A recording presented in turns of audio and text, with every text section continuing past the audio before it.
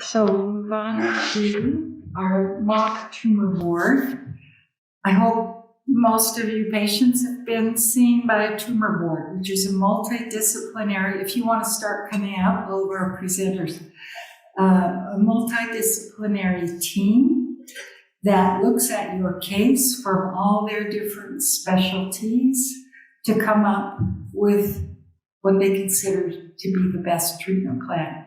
It's really instructive to see how this works and see why we keep saying, go to a sarcoma center and be evaluated by a multidisciplinary team, because it's just so important, and so many people don't take this approach. So we have all the doctors listed on your program, except for Dr. Aaron Weiss had a family emergency and could not make it today. So I'll turn it over to Palma Dileo, who's going to manage the team.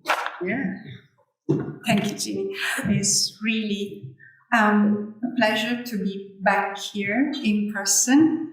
And as Eldad said before, this is really, really important. The multidisciplinary approach is incredibly helpful, not only when a patient has been first diagnosed, but also during the patient journey.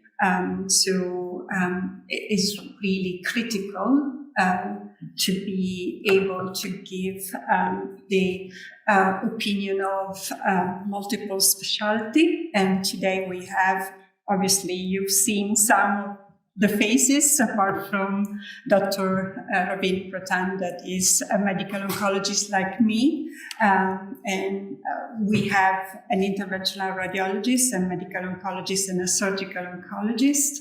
And what we are trying to do here is somehow reproduce what, generally speaking, happens. And some of you will recognize their history, their story. And we start now. Okay, let's see whether this is working. So I'm going to present the story, general, very few information.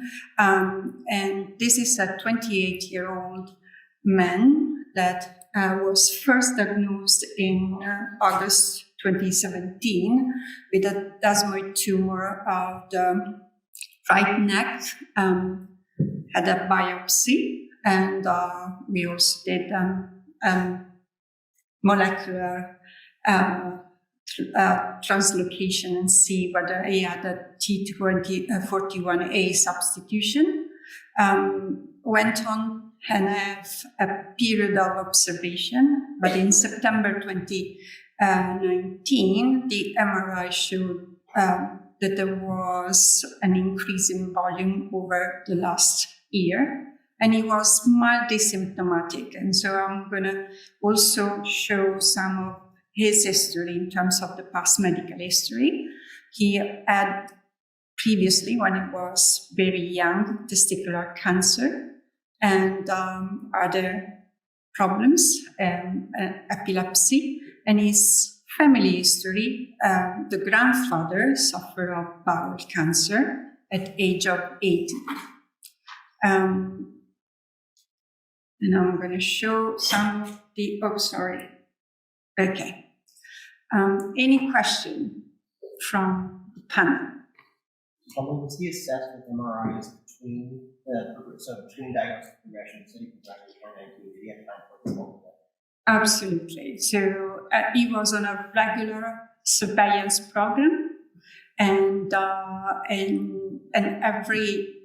there was, generally speaking, for that location, particularly at the beginning of from the time of diagnosis, it was a closer surveillance, and it was stable. And only in the last, I'm going to go back here. Only in the last year, from September 2019 to September 2018, there was a mild increase in volume of the disease. Any other question? No? Okay. Eldad, do you have any question about the imaging that you see here? No, I mean we see intensity in lesions, intense lesion. Diagnostically, it does look that it's growing. And from the IR perspective, there's not much that I can offer. So the anatomical real estate there is too risky for things like cryo or subgroups in the embolization. Okay. And Alessandro, you would probably not offer any surgical approach in this case? Okay. No, okay. Okay. One question probably about that. Yes. Even if it's not a measure of cryo, do we have a sense of the vital structures nearby that are currently threatened by the tumor? I don't know that. I don't know about threatened by the tumor. I really want to know what the symptoms were if it was just pain, but I don't think there's a threat in terms of vascular threat, and I'm not sure if it's close to the temporomandibular joint. Do you want me to go back into imaging? It was clinically, it was quite close to the. It is quite close, actually. So it's probably not going to be possible. And actually, we did that assessment, and it was not really possible. So the question, obviously, we already gone through some of those questions, is whether or not local treatment versus systemic treatment, and if we have excluded the local treatment, what's systemic treatment? And maybe I'm turning to you, Ravin. So I think part of the reason I asked the questions that I were was, so, here in the United States in 2022, 23, that's where we are. I think we're getting there. So one assessment that we're going to be doing is this patient is a candidate for a clinical trial. So the reason that I asked about the progression in the prior 12 months is that previously the IRCCS and now the IALA trial required 20% growth in the prior 12 months. And Dr. Dileo confirmed that in fact patients had that level of progression, which puts that kind of a study on the radar. Now it passes through cancer, we have to figure out if that excludes them or not when we start to screen a patient to see their cancer study. One thing that hasn't been talked a lot about, though, is are you comfortable with the randomization, right? So in other words, is this a patient that you would feel comfortable allowing the tumor to grow by a further 20%? Because it's a flip of a coin. They're either going to get placebo, or they're going to get they're going to get the study drug. And the only way that they have access to the study drug if they get placebo is by growing by 20%. And so we did meet patients over the course of the study whose tumor had grown by the amount that needed to grow, but we were uncomfortable putting them on a study because we didn't feel it was in their best interest to go to a placebo. So that's why I asked about that. So that could be a conversation. We would care who reveals it to the radiologist. Putting that to the side for a moment, I think that our standard of care in recent years has been a tyrosine kinase inhibitor, most commonly sorafenib, although pazopanib is not a medication that we could use for this patient. Legacy or older therapies like methotrexate and blaspheme or doxorubicin-based treatments can also be considered. In general, for a patient like this, most often are strategy. Can I ask you about? I always have the same approach in terms of not using the placebo, particularly in an area where there is a possibility of, obstructing the airways of an. In this particular case, it doesn't necessarily seem that even a small progression was going to affect the airways. So maybe going into the DeFi at that point was probably going to be okay. So I think I would not make that assessment based on the slices that you showed. Sure. Be careful for the discussion with the radiologist. Looking through the three dimensions, are we concerned about this? Do we think that's safe? And so I wouldn't necessarily have an issue with that decision. I would just want to make sure that we brought that. Of course. So I'm going to show the next slide. Oh, sorry, go ahead. Two comments. Number one may ask why you not proceed with others.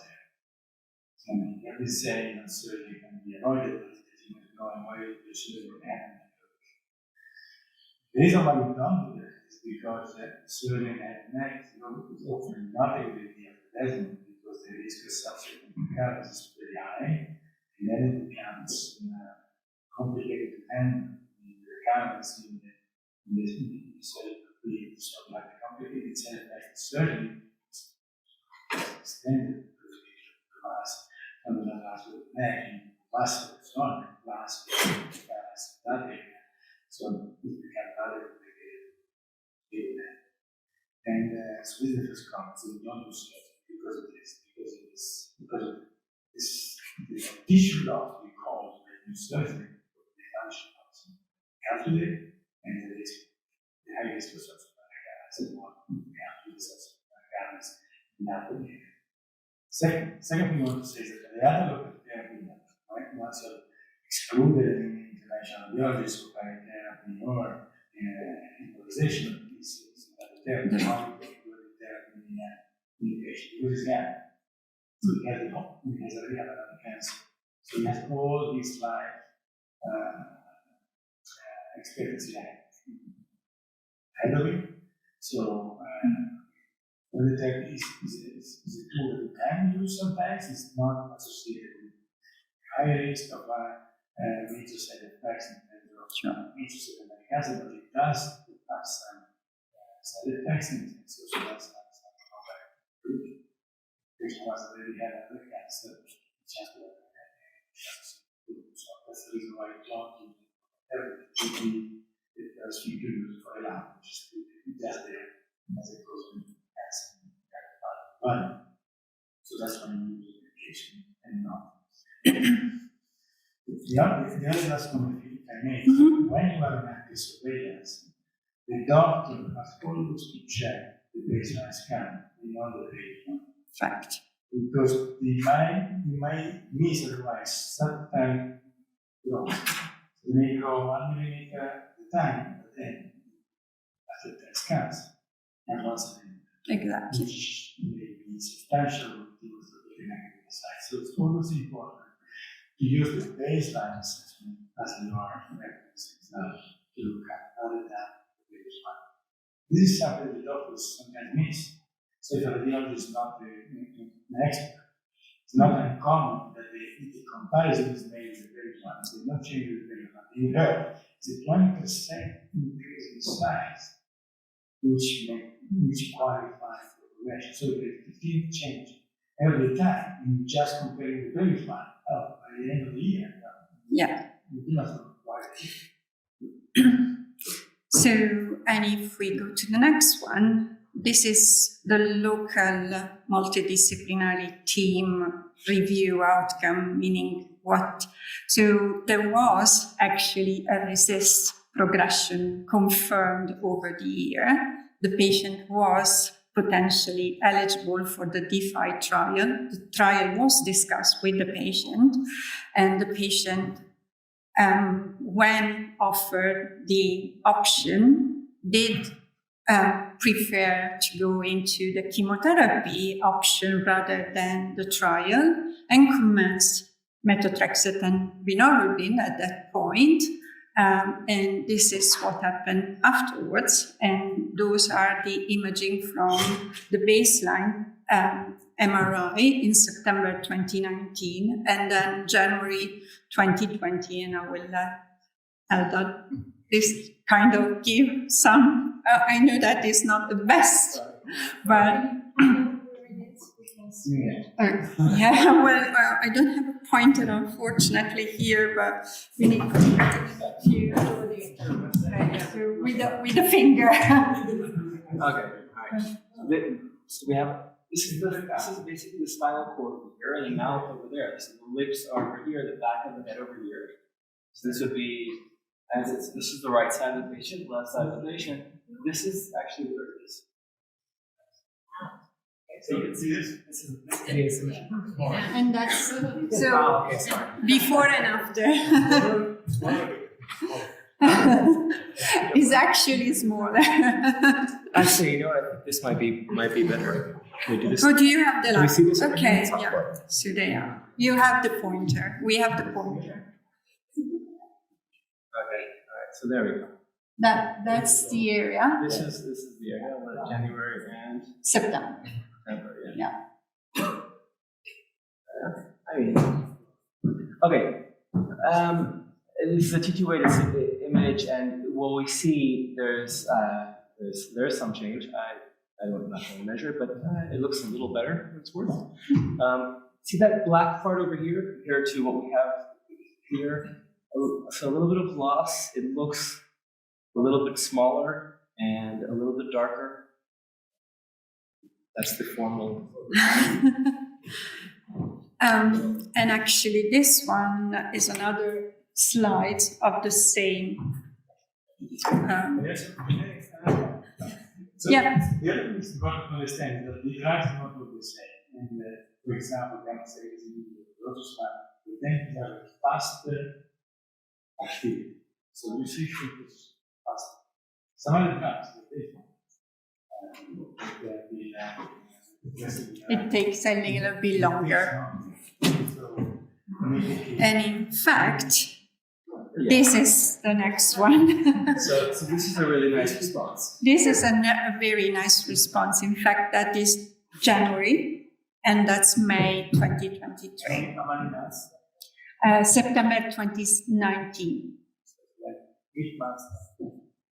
No, 2023. So I usually counsel patients on this treatment that it's going to take at least 6 months before we can really tell if it's working, if they have to count this treatment for 1 or 2 years. So it's slower. It does work, but it is slower. I'll be prepared for that. And actually, this is after 2 years having stopping the drug. So the usually when this drug is just not as NGS treatment of the cancer is needed, but then you stop it. And he's doing okay. Okay, so let's go to the next one. This is a very intriguing one.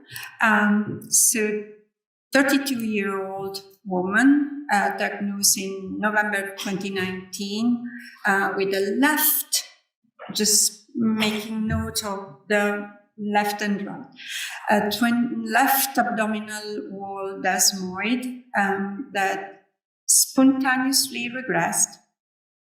And then in April 2023, there was another on the right side. Now in 2019, she had a biopsy that was confirmed with also mutational analysis and was a S45P substitution and was on active surveillance. Okay. And past medical history, nothing particular relevant. She had a colonoscopy that was negative, and this was done for other reasons. And a family history, nothing particular relevant again.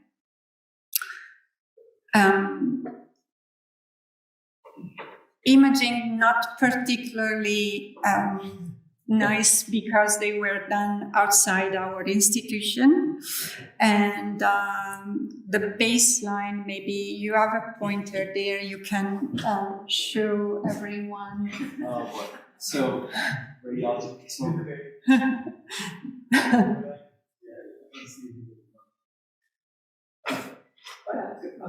So again, this is it's not used to looking. We don't look at people like this normally, but if you're looking from the feet to the head, this is like a slicing of gray. And so the person is lying on their back. That's the back. That's where the umbilicus is. And then this is the wall of the chest. So this over here is that desmoid chest wall. Yeah, abdominal wall. Oh yeah, abdominal wall. And then what we have over here is a magnified image. Yeah, So it's kind of zoomed in image, and this is that's a mark. A marker of where the technician will place this marker, because the patient will say, this is where it is or was.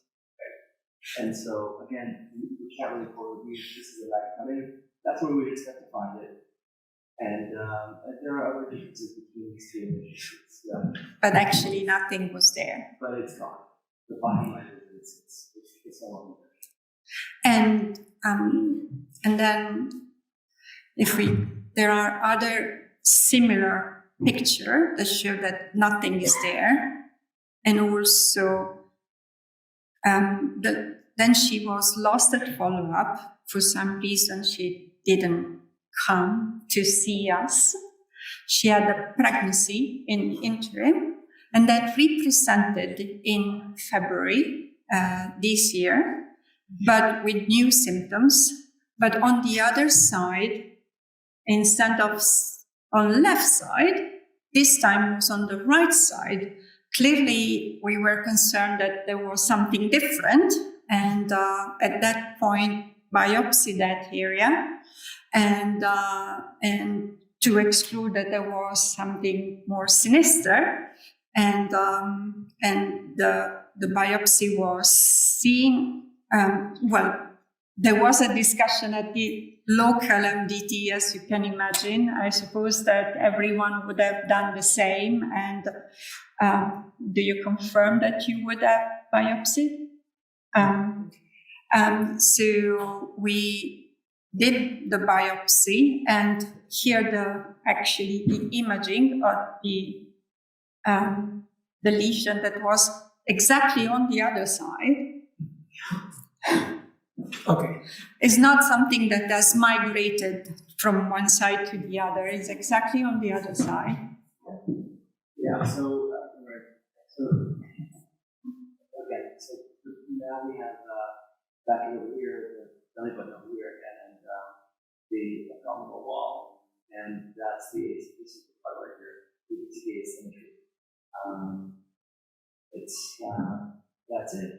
Again, over here, for anyone who didn't. So interestingly, something else, another rare tumor, same person. And we did the biopsy. We confirmed that there was something there, and I'm sorry, something that I'm gonna. But most importantly, not only we confirmed that was the same diagnosis, it was a desmoid, but a completely different mutation, which was quite unusual. We see in other sarcoma that there are other, what we call secondary mutation, but I've not seen it in desmoid. But anyway, it doesn't. It happens.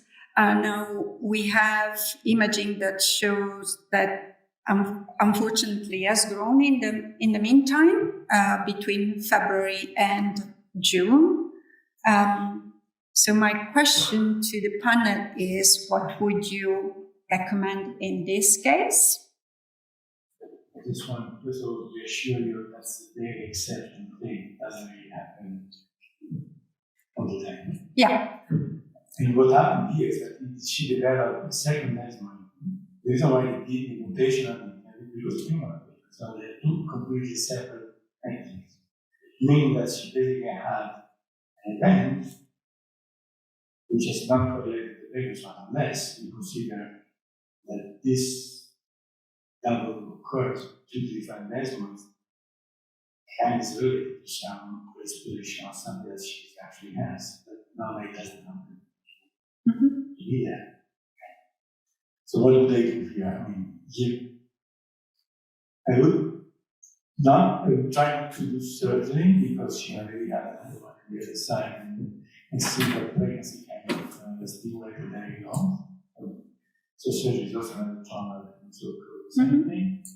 And so I consider local therapy, because this is a perfect candidate for local therapy, cryo or embolization, or Question for you, Alex. I think for a gentleman tumor for dislocation, for the setting aside complexities, pregnancy, and all that. Exactly. What does that surgery look like? it's an easy surgery.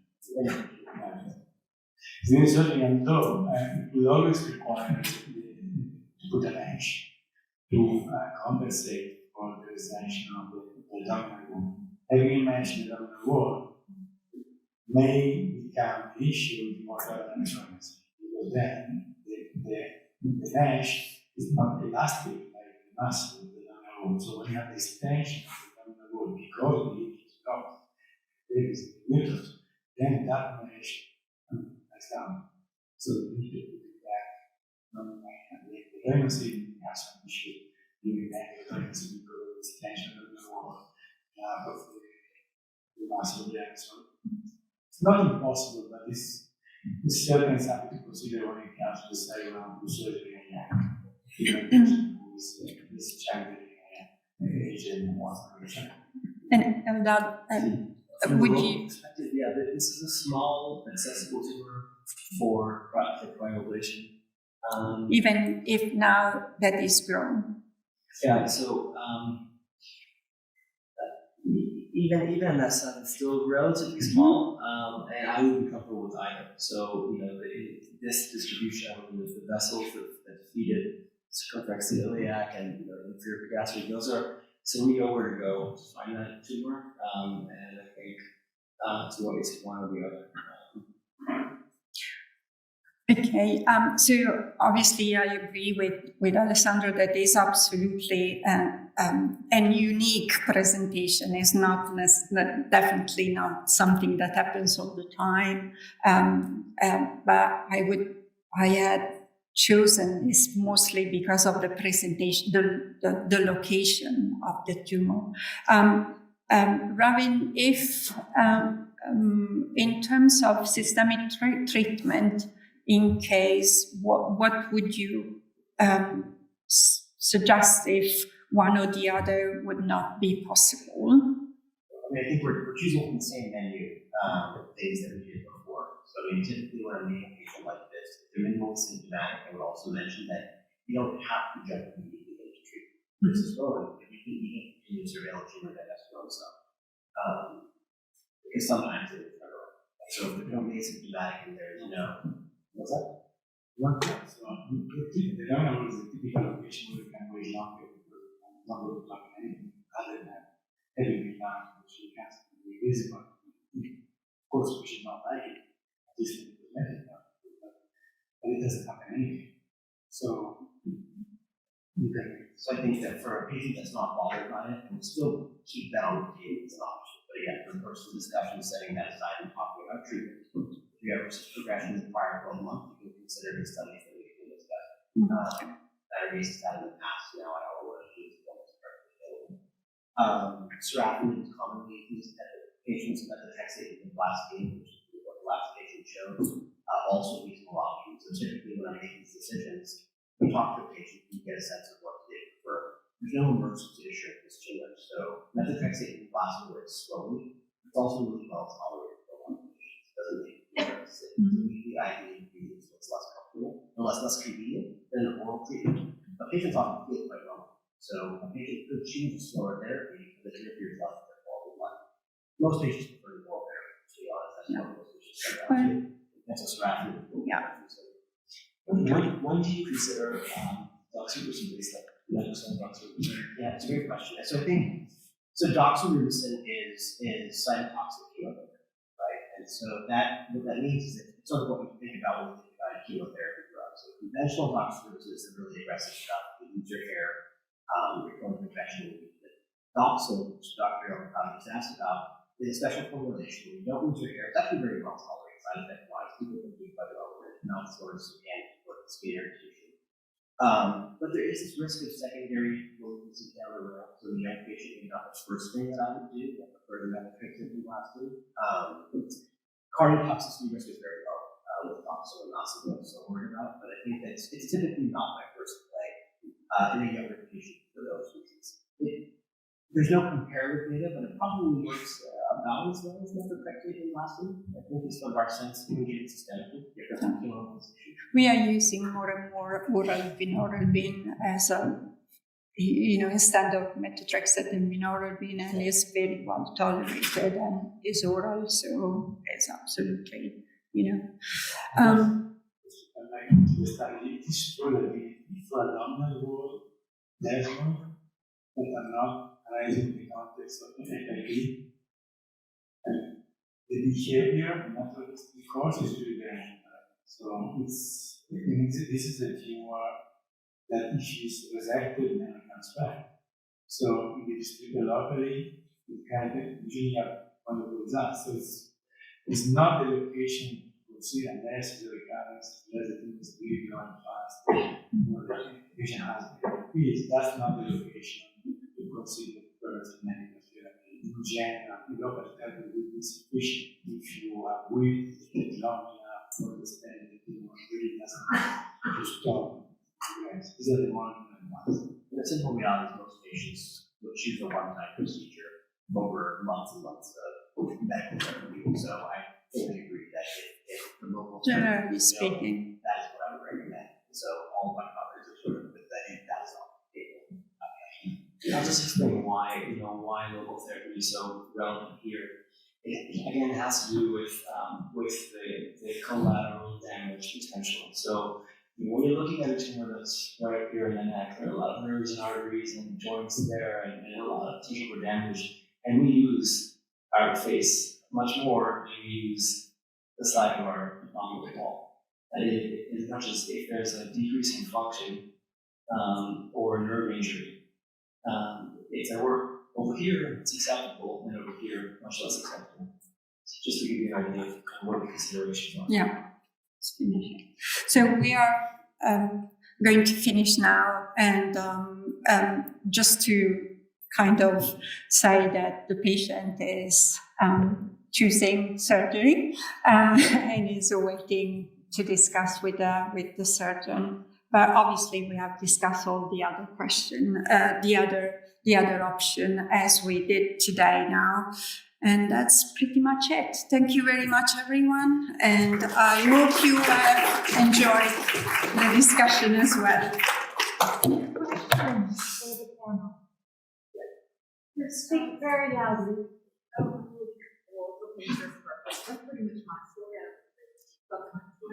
Okay. With the medication therapy, would that mean that response to the medication? How do you monitor? Would there be like Two different mutations. You have two tumors, you have different response to therapy.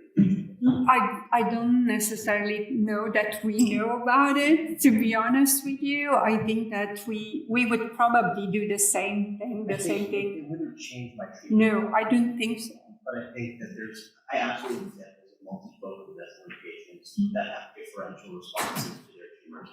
That can absolutely happen. I doubt that most of them probably the same patients did. I don't check that for all patients. But there can be differential responses that can happen. This was a very, very unusual case because, of course, something disappeared and something appeared on the other side, and of course we needed to do that, and the mutation was different, but otherwise we probably were not gonna biopsy every single one. Great, thank you.